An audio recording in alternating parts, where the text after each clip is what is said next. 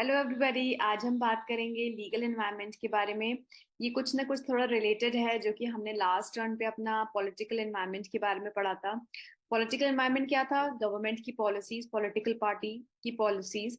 उसी तरीके से लीगल एनवायरनमेंट क्या होता है? गवर्नमेंट के जो भी लीगल अथॉरिटी है, जो हमारा लेजिस्लेचर है, जो कि लॉ मेकिंग अथॉरिटी है, जो कि रूल्स एंड रेगुलेशंस बनाता है इन फॉर्म ऑफ क्या? Business laws, corporate laws and environment laws. उसे हम कहते हैं लीगल एनवायरनमेंट। तो जो भी ये तरीके के लॉज होते हैं, उसमें चेंजेस भी आते हैं, अमेंडमेंट्स भी आते हैं, वो इम्पैक्ट करते हैं हमारे बिजनेस को, हमारी इकोनॉमी को। तो ये जितने भी लॉज है, पहले तो आप एक काम करो, इनको लिख लो, क्योंकि ये जो डेट्स हैं, इसके जो ईयर है, वो हर साल आते हैं। मैच द फॉलोइंग में आ जाएंगे, जैसे sales of good act, Indian partnership, companies act एक हमारा पहले आया था 1956, अब 2013 में अमेंडमेंट हो गया। कंज्यूमर कोपरा एक्ट आ गया, अब 2019 है, वो अभी हम पढ़ेंगे क्योंकि हमारे सिलेबस में एमआरटीपी एक्ट है। इसी का रिवाइज्ड वर्जन है competition act, environmental protection act है, air water national green tribunal. तो ये बहुत तरीके के एक्ट्स हैं, लीगल फ्रेमवर्क है जो कि हमारे बिजनेस को इम्पैक्ट करता है। हम इसमें से सारे लॉज नहीं पढ़ेंगे, सिर्फ वाले लॉज पढ़ेंगे जो कि हमारे कोर्स में है, हमारे सिलेबस में है। और जो जो आगे आते जाएंगे हम उसको कवर करते जाएंगे। तो हम पहले बात करेंगे कोपरा की, जो कि हमारा है 1986 का एक्ट। जो कोपरा एक्ट है वो है कंज्यूमर प्रोटेक्शन एक्ट, जो कि कंज्यूमर्स को प्रोटेक्ट करता है अगेंस्ट व्हाट? किस चीज से कंज्यूमर प्रोटेक्शन चाहिए? जैसे कभी भी वो कोई भी सामान खरीदने जा रहा है, तो वो सामान उसके लिए इंजीरियस ना हो, हजार्डियस ना हो, उसको किसी तरीके से हार्म ना करे। या उसमें अगर वारंटी है तो वो कितना वारंटी सही लिखी है, गारंटी सही लिखी है नहीं, या उसमें कुछ आइटम्स मिसिंग है, या उसमें आइटम्स पुराने हैं, आउटडेटेड हैं। तो वो सब चीजों से हमें जो कोपरा है वो प्रोटेक्ट करता है। बट कौन से कंज्यूमर को? क्या वो हर कंज्यूमर को प्रोटेक्ट करता है? हमें पता है कि हमारे एक तो पर्सनल कंज्यूमर होते हैं और हमारे बिजनेस कंज्यूमर्स होते हैं। पर्सनल कंज्यूमर वो कंज्यूमर होते हैं जो कि कोई भी प्रोडक्ट को अपने पर्सनल यूज के लिए बाय करते हैं। बिजनेस कंज्यूमर्स वो कंज्यूमर्स होते हैं जो कि प्रोडक्ट्स को रीसेल या कमर्शियल पर्पसेस के लिए यूज करते हैं, जो कि यहाँ पे डेफिनेशन में दे रखा है। तो according to section 2 sub section D of the COPRA act of 1986 कहता है, जो भी कंज्यूमर पर्सनल यूज के लिए प्रोडक्ट्स को खरीद रहा है या सर्विसेज को अवेल कर रहा है, वो होगा असली कंज्यूमर, और उसी को सारे राइट्स दिए जाएंगे under COPRA act of 1986। For example, मैं अगर जैकेट खरीदने गई हूँ किसी भी शॉप में, और वहां पे मैं उसको पहन रही हूँ रोज रेगुलरली, अपने पर्सनल यूज के लिए यूज कर रही हूँ, तो मैं यहाँ कंज्यूमर कहलाऊंगी अकॉर्डिंग टू कोपरा एक्ट। लेकिन अगर मैं वहीं पे अपनी जो जैकेट है उसको रीसेल कर दूं, कहीं और बेच दूं, या कमर्शियल पर्पसेस के लिए यूज करूं, तो मैं एक कंज्यूमर नहीं कहलाऊंगी। तो ये क्या हो गया? ये हो गया कंज्यूमर प्रोटेक्शन एक्ट में कंज्यूमर कौन है। लेकिन कंज्यूमर प्रोटेक्शन एक्ट में कुछ हमें अपनी राइट्स और रिस्पॉन्सिबिलिटीज दी जाती हैं। तो सबसे पहला जो हमारा टॉपिक है कंज्यूमर प्रोटेक्शन एक्ट में वो है, अच्छा उससे पहले हम एक चीज ये भी पढ़ते हैं कि जो कंज्यूमर प्रोटेक्शन एक्ट करता क्या है। कंज्यूमर प्रोटेक्शन एक्ट आपको सेफ गार्ड करता है, आपको कोई भी इनसफिशियंसी या फ्लॉज है आपके प्रोडक्ट्स में, कोई भी प्रॉब्लम है, ठीक है, अगर कोई भी इलीगल ट्रेड हुई है, उससे भी आपको प्रोटेक्ट करेगा। इसमें 3 टाइप के काउंसिल्स होते हैं जो कि आगे आगे हम पढ़ेंगे। एक डिस्ट्रिक्ट होता है, एक स्टेट होता है, और एक सेंट्रल काउंसिल्स होते हैं। तो ये 3 टाइप के काउंसिल्स हैं जिनको हम डिटेल में आगे पढ़ेंगे। उससे पहले आपको ये पता होना चाहिए कि कंज्यूमर, एज अ कंज्यूमर, अगर आप एक कंज्यूमर हो और मार्केट में जाके कोई भी प्रोडक्ट खरीद रहे हो, तो आपके पास आपके क्या राइट्स हैं। राइट टू सेफ्टी, अगर मैं कोई भी प्रोडक्ट खरीद रही हूँ तो आईएसआई या एगमार्क होना चाहिए, क्वालिटी उसकी अच्छी होनी चाहिए, और मुझे प्रॉपर गारंटी मिलनी चाहिए। दूसरी चीज, बहुत सारी वैरायटी ऑफ गुड्स से मुझे राइट टू चूज होना चाहिए। आप कभी भी देखो, जैसे मैं दिल्ली का बहुत नॉर्मल एग्जांपल लूं, आप लोग भी नाम सुना होगा सरोजनी नगर का। सरोजनी नगर का जो शॉपिंग है या लक्ष्मी नगर है, वहां पे अगर आप कुछ भी खरीदने चले जाओ तो सेलर्स क्या होते हैं, आपके बहुत ज्यादा जोर डालते हैं, वो आपको सोचने नहीं देते। तो उस टाइम आप उनको बोल सकते हो, I have the right to choose, आप मुझे चूज करने दीजिए, आप मुझे जबरदस्ती मत करिए मेरे साथ। उसी तरीके से right to be informed, right to be inform क्या होता है कि कभी कभी हमें जो सेलर होता है हमें ऐसे ऐसे प्रोडक्ट्स दिखाता है जिसमें वो वाली क्वालिटी नहीं होती है, और हमें गलत प्रोडक्ट बेचना चाहता है, हमें सही से पूरी डिटेल्स नहीं देता उसके बारे में। तो वो बहुत इम्पैक्ट करता है हमारा बाइंग डिसीजन। अगर वो हमें गलत चीज बता रहा है, हमें लग रहा है कि हमारे लिए अच्छी है, मतलब उस प्रोडक्ट में वो क्वालिटी नहीं है, बट फिर भी वो वाली क्वालिटी बता रहा है और हमसे खरीद रहे हैं, तो हमारा हार्म हो सकता है। नेक्स्ट हमारा राइट है राइट टू कंज्यूमर एजुकेशन। हमारे पास जो कुछ कंज्यूमर के राइट्स हैं, जैसे कि बहुत सारे राइट्स हैं, वो कंज्यूमर एजुकेशन में ही आते हैं। हमारी रिस्पॉन्सिबिलिटीज, हम कौन से कोर्ट में जा सकते हैं, कंज्यूमर कोर्ट के, जैसे कि डिस्ट्रिक्ट, स्टेट या सेंट्रल लेवल पे जा सकते हैं। तो वो सब एजुकेशन होनी चाहिए, और ये भी एजुकेशन होनी चाहिए कि कौन से हमारे पास राइट्स हैं, और हम अगर हमारे साथ कोई भी इनजस्टिस होता है, हमें कोई भी गलत प्रोडक्ट दिया जाता है, तो हमारे पास क्या अथॉरिटी है और क्या क्या हमें कॉम्पनसेशन मिल सकता है, सारी एजुकेशन आपको होनी चाहिए। नेक्स्ट है आपके right to be heard. Right to be heard है कि अगर आपके साथ कुछ प्रॉब्लम हो जाती है आपके गुड्स में, या कोई भी केस आ जाता है, तो उस टाइम आप किसी भी फोरम पे जा रहे हैं, डिस्ट्रिक्ट पे जा रहे हैं, स्टेट पे जा रहे हैं, नेशनल पे जा रहे हैं, तो आपके पास आपके पास पूरा राइट है कि आप बोल सकते हो कि आप मेरे केस को कंसिडर करो और सुनो। उसके बाद right to seek compensation. Compensation है कि अगर कोई भी आपके पास प्रोडक्ट सही नहीं आया है, और उसने फॉर एग्जाम्पल आपको हार्म किया है, जैसे आपने कोई ब्यूटी प्रोडक्ट लिया और उस पर अच्छा अच्छा सब लिखा हुआ है, लेकिन जैसे आपने लगाया, आजकल बहुत केसेस आ रहे हैं कि ऐसा हो जाता है, लोगों का चेहरा जल जाता है या लोग बिल्कुल डिस्ट्रॉय कर लेते हैं अपनी स्किन को, तो उस केस में कॉम्पनसेशन मिलता है और लोग मांगते भी हैं। इवन जैसे अगर कोई बड़े बड़ी फ्रेंचाइजी होती है ना, पता नहीं अभी कौन सा केस था जिसमें उनके उसमें कुछ कोई एनिमल या कुछ निकला था खाने में, तो उन्होंने करोड़ का कॉम्पोजिशन डाला था। तो ये चीज आपको पता होनी चाहिए, आप भी डाल सकते हो। जैसे कांच वांच खाने में निकल जाता है, तो ऑब्वियसली आपको आपकी हेल्थ को हार्म करेगा, आपके साथ आपकी वो ईसोफेगस से जाके आपके पेट में जा सकता है। तो ये यही एजुकेशन है जो आपको होनी चाहिए। नेक्स्ट है आपकी क्या रिस्पॉन्सिबिलिटी है। यही नहीं कि सब आपके पास राइट है, आपको ये भी होना चाहिए कि जब आप कोई भी प्रोडक्ट खरीद रहे हो, तो आप एक मेच्योर इंसान हो, एक रैशनल इंसान हो, प्रैक्टिकल इंसान हो। जब भी कोई चीज खरीदो, अच्छे से उसकी एक्सपायरी देख लो, सेफ्टी देख लो, उसकी क्वालिटी देख लो, तभी आप कुछ खरीदो। Think independently.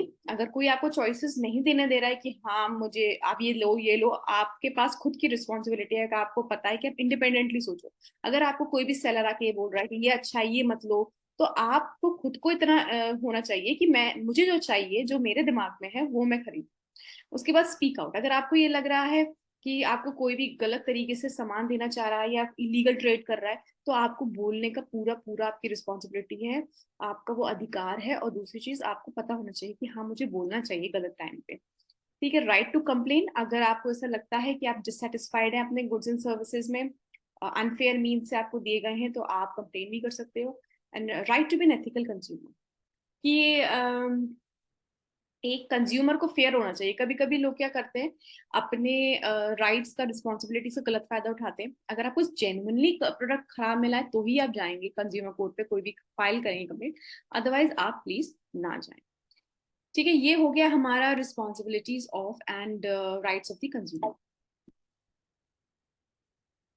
नेक्स्ट है, हाँ, सबसे इंपॉर्टेंट आता है रिड्रेसल मैकेनिज्म। इसका क्वेश्चन हमेशा हर साल आता है। थ्री, जैसे कि अगर किसी के पास कोई भी गुड्स एंड सर्विस में प्रॉब्लम हुई, या तो वो डिस्ट्रिक्ट काउंसिल पे जा सकता है, स्टेट काउंसिल पे जा सकता है, या सेंट्रल काउंसिल पे जा सकता है। जैसे हमारे डिस्ट्रिक्ट कोर्ट्स होते हैं, हाई कोर्ट होता है, सुप्रीम कोर्ट होता है, ऐसे कंज्यूमर कोर्ट्स होते हैं हमारे कोपरा में। तो उसका कुछ कुछ ये होता है कि आप कौन से कोर्ट में आपको जाना है।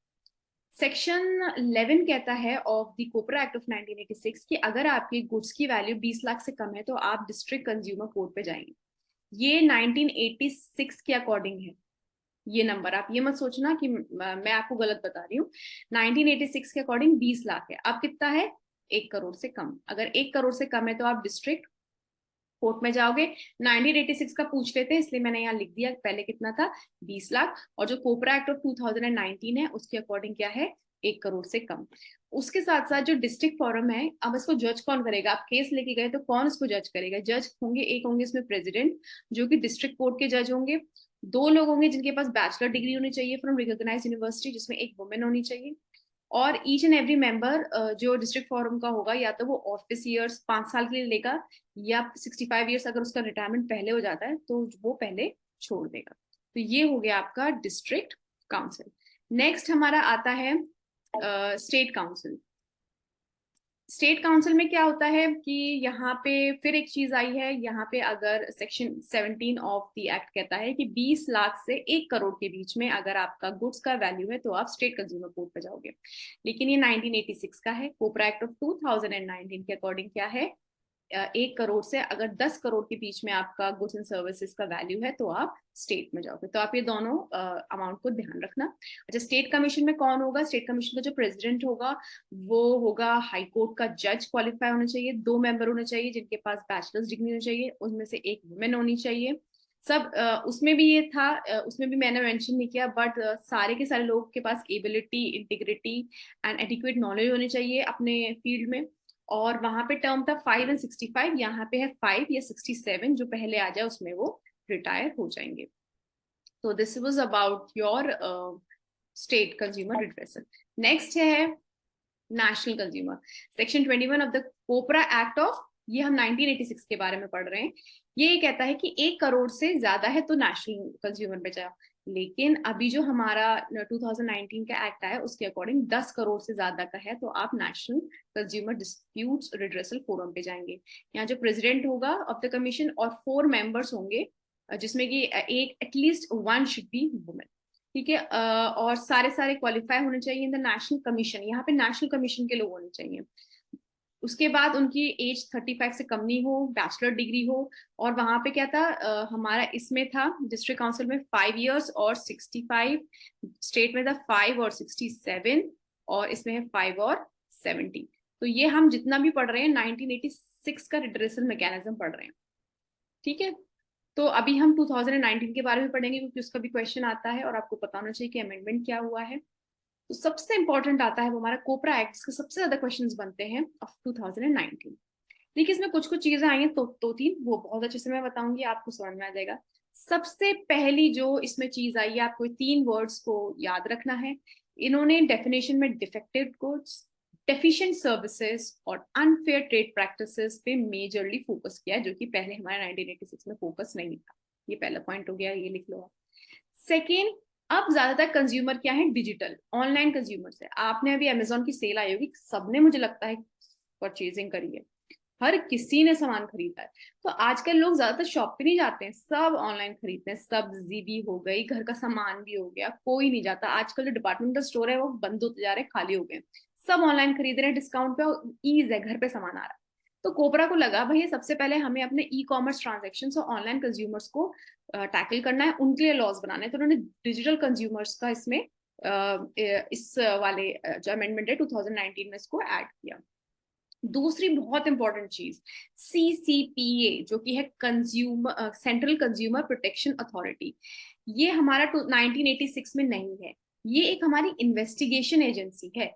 यहाँ पे ये क्या करते हैं, ये हमारी रेगुलेटरी एजेंसी है, रेगुलेशन करती है, ये इन्वेस्टिगेशन करती है क्या क्या, कि अगर सही में कंज्यूमर राइट्स का वायलेशन हुआ है या नहीं। कोई कंप्लेन है उस पर काम करती है, उसको इन्वेस्टिगेट करती है देखने के लिए कि वो ट्रू है या नहीं। अनसेफ गुड्स को देखती है, अनफेयर ट्रेड प्रैक्टिसेस को देखती है, और मिस इम्पोज करती है उन एडवर्टाइजमेंट्स में उन लोगों पे जो मिसलीडिंग एडवर्टाइजमेंट्स को पब्लिश करते हैं। तो ये CCPA क्या है, रेगुलेटरी है। ये हमारी कौन सी है, इन्वेस्टिगेशन अथॉरिटी, जो कि 1986 में नहीं थी। तो पहला हो गया कि डेफिशिएंट एंड अनफेयर, दूसरा हो गया डिजिटल, थर्ड हो गया CCPA, फोर्थ बहुत इंपॉर्टेंट है प्रोडक्ट लाइबिलिटी। पहले क्या होता था, जब भी कोई भी अगर बायर के पास प्रोडक्ट गलत आ जाता था तो जो लाइबिलिटी होती थी उसमें प्रोडक्ट सेलर्स को अकाउंटेबल नहीं ठहराया जाता था। यहाँ पे बोला जाता है कि product sellers and service providers accountable for providing safe products and services. यहाँ पे वो स्यू कर सकते हैं कंज्यूमर्स इनको कॉम्पनसेशन के लिए, जो कि पहले नहीं था। तो यहाँ पे क्या करना है, सेलर्स को अपने प्रोडक्ट के लिए लाइबिलिटी लेनी है अपने प्रोडक्ट के लिए, कि वो अपने प्रोडक्ट्स जो हैं वो सेफ हैं, हार्मफुल नहीं है। और अगर वो कंज्यूमर्स को हार्मफुल प्रोडक्ट्स दे रहे हैं तो वो उनको स्यू कर सकते हैं फॉर कॉम्पनसेशन। तो प्रोडक्ट लाइबिलिटी हमारा 1986 में नहीं था, 2019 में हमारा प्रोडक्ट लाइबिलिटी आ गया है। अगर अच्छा पहले क्या होता था, पहले ये होता था कि यहाँ पे तो ये इन्होंने स्यू कर दिया, ठीक है, ये चले गए अपनी न्यू अथॉरिटी के पास। लेकिन जब 1986 था उसमें क्या था, उसमें इनको सिविल कोर्ट्स पे जाना पड़ता था। सिविल कोर्ट बताते थे कि कितना कॉम्पोजिशन मिलेगा, तो बहुत टीडियस और बहुत लॉन्ग प्रोसेस होता था। यहाँ पे लोग डायरेक्ट अपना स्यू कर सकते हैं बिकॉज उनको प्रोडक्ट लाइबिलिटी के लिए सेलर्स को जिम्मेदार ठहराया जाता है। अच्छा, कौन कौन से तरीके की प्रोडक्ट लायबिलिटी मिलती है, किस, जैसे कि अगर डिफेक्ट है मैन्युफैक्चरिंग में, डिजाइन ठीक नहीं है, जो स्पेसिफिकेशन है उससे अलग है, वारंटी गारंटी नहीं है, जैसे ये बहुत इंपॉर्टेंट है, करेक्ट यूज का वो नहीं है। जैसे मेकअप के प्रोडक्ट्स ही बता देती हूँ मैं आपको, उसमें ये होता है कि कभी कभी लोगों को स्किन बहुत सेंसिटिव होती है, तो एलर्जिक रिएक्शन हो जाता है, और वो चीजें वो नहीं बताते हैं, तो यार किसी की स्किन खराब हो जाती है। उसके बाद अगर आप कुछ सर्विस प्रोवाइड कर रहे हैं तो इम्परफेक्ट है, फॉल्टी है, अच्छी सर्विस नहीं है, तो वो भी आपके आ जाती है प्रोडक्ट लाइबिलिटी में। ठीक है। अब सबसे इंपॉर्टेंट है हमारा डिफरेंस कि कंज्यूमर 1986 के और 2019 के क्या क्या डिफरेंस है। सबसे पहला मैंने आपको बताया, इन्वेस्टिगेशन एजेंसी है, रेगुलेटर है हमारा सीसीपीए, जो कि हमारा पहले नहीं था, तो कोई रेगुलेटर यहाँ नहीं था। दूसरा, यहाँ पे कंज्यूमर कोर्ट है कि कंज्यूमर, जैसे कि अगर किसी के साथ किसी बायर के साथ फ्रॉड हुआ है, तो वो उसको जहाँ पे सेलर है वहां पे केस फाइल करना पड़ता था, उस एरिया में केस फाइल करना पड़ता था उसके ऑफिस में। लेकिन जहाँ पे अब बायर है जो कंप्लेन कर रहा है, उसका जहाँ वो रहेगा वहां पे वो कंज्यूमर अपना कोर्ट जा सकता है, वहां पे अपनी फाइल कंप्लेन कर सकता है। तो और थर्ड है आपका प्रोडक्ट लाइबिलिटी, मैंने अभी बताया। प्रोडक्ट लाइबिलिटी के लिए वो कंपोजिशन ले सकता है, यहाँ पे कोई प्रोविजन नहीं था, यहाँ पे उसको कंज्यूमर कोर्ट्स नहीं जाना पड़ता था, उसको सिविल कोर्ट्स जाना पड़ता था। पिक्यूनरी जुरिस्डिक्शन, यहाँ पे क्या है, पुराना क्या था, 20 लाख से नीचे तो डिस्ट्रिक्ट कोर्ट, 20 से 1 करोड़ तो स्टेट कंज्यूमर कोर्ट, और नेशनल है में आपका एक नेशनल है आपका 1 करोड़ से ज्यादा। यहाँ पे 1 करोड़ से कम डिस्ट्रिक्ट, 1 से 10 करोड़ स्टेट, और 10 करोड़ से ऊपर नेशनल, क्योंकि अब वैल्यू हर चीज की बढ़ गई है। और बहुत ज्यादा इंपॉर्टेंट क्या है, ई कॉमर्स। इन्होंने जितने भी ऑनलाइन कंज्यूमर्स थे जो अमेजन वगैरह पे, फ्लिपकार्ट पे, मिंत्रा पे सामान लेते हैं, कोई भी वेबसाइट्स पे लेते हैं, उसको इंक्लूड करके सबसे ज्यादा यही मार्केट है। फिर मीडिएशन का आया कि कोई भी बीच का जो बंदा आके ना मीडिएट कर सकता है, उस चीज को, केस को खत्म कर सकता है, ताकि ज्यादा टाइम ना खींचे और किसी पार्टीज को ज्यादा लॉस ना हो। ठीक है, तो एक मीडिएशन चीज निकाली है और टाइम भी बचता है कंज्यूमर कोर्ट्स का। पहले कोई लीगल प्रोविजन नहीं था। सो ये है कोपरा एक्ट, बहुत ज्यादा इंपॉर्टेंट है, दोनों चीजें हैं इसमें, 1986 का, 2019 का। I hope you understood it. Next turn पे we will be learning about the FERA and FEMA Act of 1973 and 1999, जो कि 2000 में आया था। So stay tuned and keep watching. Bye.